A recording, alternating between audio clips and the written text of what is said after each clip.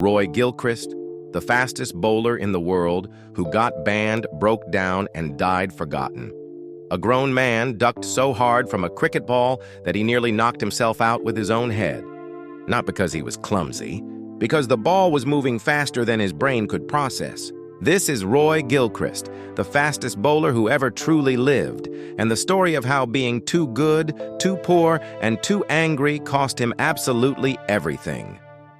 Before Michael Holding, before Malcolm Marshall, long before the West Indies became famous for terrifying fast bowling, one man was doing it alone, with no one protecting him and no one guiding him. Roy Gilchrist played only 13 test matches for the West Indies between 1957 and 1959. Just 13. In that short time, he took 57 wickets at an average of 26.68. Stretch those numbers across a normal career, and they put him right next to the greatest fast bowlers who ever lived. He never got that career. At 24, right when he was bowling faster than anyone else on the planet, his own cricket board sent him home and made sure he never played for his country again. So how did a poor kid from a Jamaican sugar farm become the most feared bowler in the world and vanish before he turned 25? Let's get into it. Roy Gilchrist was born on June 28, 1934 in St. Thomas, a rural part of Jamaica. There was no easy life waiting for him. He grew up near sugar plantations in real poverty during the years right after the Great Depression. School wasn't really an option. He grew up unable to read or write properly. Later in his career, he'd be standing in a locker room with teammates and captains who went to expensive English schools, who came from money and comfort. Gilchrist had none of that. He wasn't just an outsider on the field, he was an outsider in the entire world. Cricket was built inside of. But he had one gift none of those other men had: an arm that could turn a cricket ball into a threat. People in local matches started to notice him. Word spread fast. Before long, a teenager who barely knew the formal rules of the game was playing first-class cricket for Jamaica. When Gilchrist made his first-class debut in the 1956-57 season, people could tell right away he was different. He wasn't tall. At about 5'8", he was shorter than most fast bowlers. But his arms were long, his legs were quick, and something inside him produced a kind of speed nobody had really seen before. By 1957, he was on a plane to England for his first tour. On May 30th, he made his test debut at Edgbaston. The story goes that his very first ball in test cricket flew clean over the batsman's head, over the wicket-keeper's head too, and crashed into the screen behind them. A story so wild that people still debate if it's even true, since the official scorebook only shows 3 extra runs from that innings. True or not, that story followed him for the rest of his life. He ended that England tour with 10 wickets, including a spell at Lord's where he knocked out 2 of England's best batsmen, Tom Graveney and Peter May, for 0 runs each. If England introduced Gilchrist to the world, the next 2 tours turned him into a legend.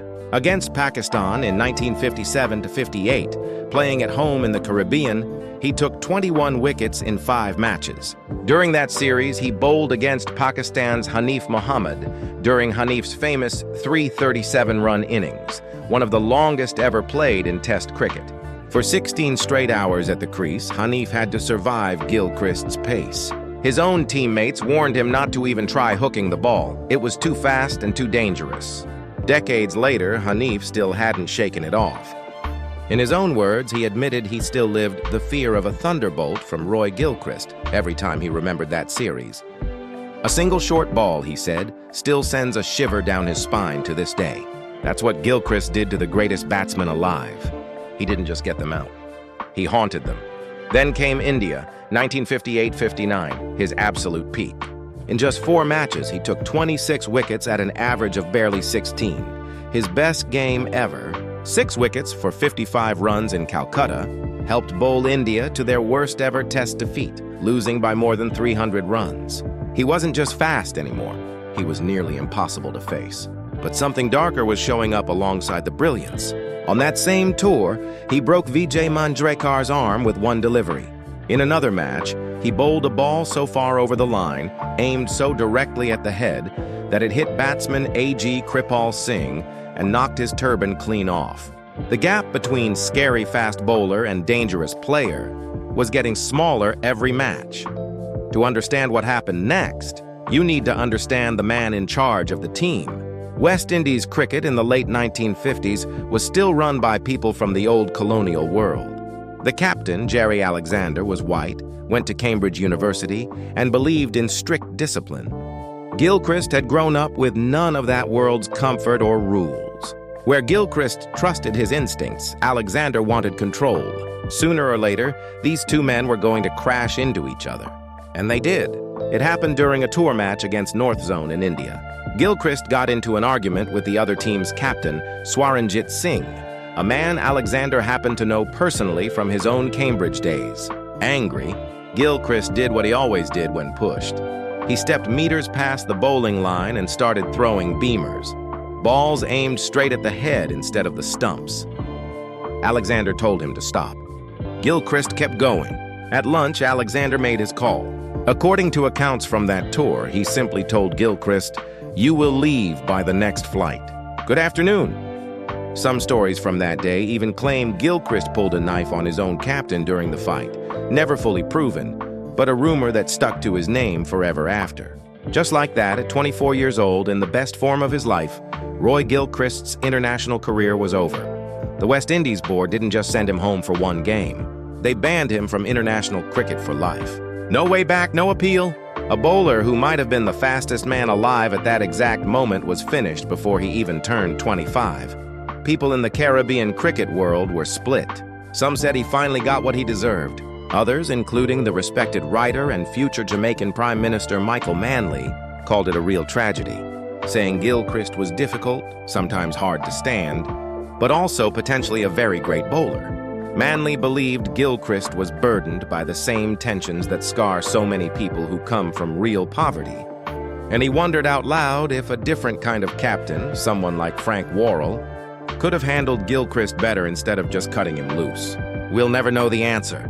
What we do know is that West Indies cricket lost one of its scariest weapons right before it built the legendary fast bowling squads the world would fear for decades. Banned from international cricket, Gilchrist didn't quit the game, he just disappeared from the spotlight. He rebuilt his career in England's Lancashire League, a lower-level competition far from Test cricket's cameras, but a place that still let him do the one thing he knew how to do: bowl fast. And he was incredible there.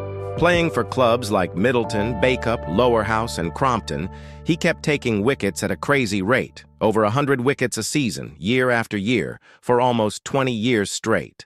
In one especially strong stretch with Middleton, he took 280 wickets across just 2 seasons. But the trouble followed him too. Stories from that league still describe a man who never learned to control his anger, on the field or off it. In one story, he supposedly pulled a stump out of the ground mid-match and hit an opposing batsman with it. In 1967, things turned darker still when he was given 3 months probation after attacking his own wife during an argument.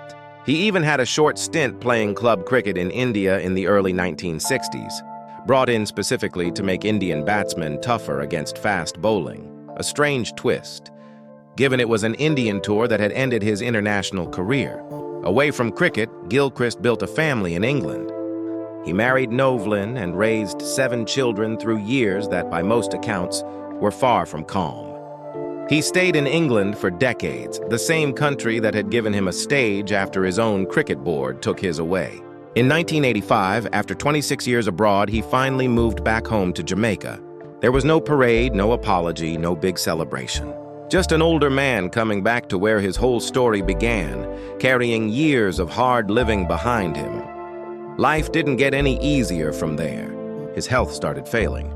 Money was tight. And here's the part most highlight reels skip. There is no verified net worth on record for Roy Gilchrist, not one figure anywhere in cricket history or in his biography. That's not unusual for his era. League cricket in England never tracked player earnings the way modern sports track a fortune. But every account of his final years paints the same picture, and it isn't a wealthy one. His biographer describes him living out his last years as a pauper, worn down by disease and hard times. Whatever money passed through his hands across almost 30 years of taking wickets by the hundreds, none of it followed him home. The man who once made the world's best batsman flinch spent his final years broke, sick, and largely forgotten. Then came the cruelest twist of all. Roy Gilchrist, a man once known purely for explosive, uncontrollable speed, was diagnosed with Parkinson's disease, a condition that slowly steals away the exact kind of body control that made him who he was. On July 18, 2001, Roy Gilchrist died in Portmore, Jamaica. He was 67 years old.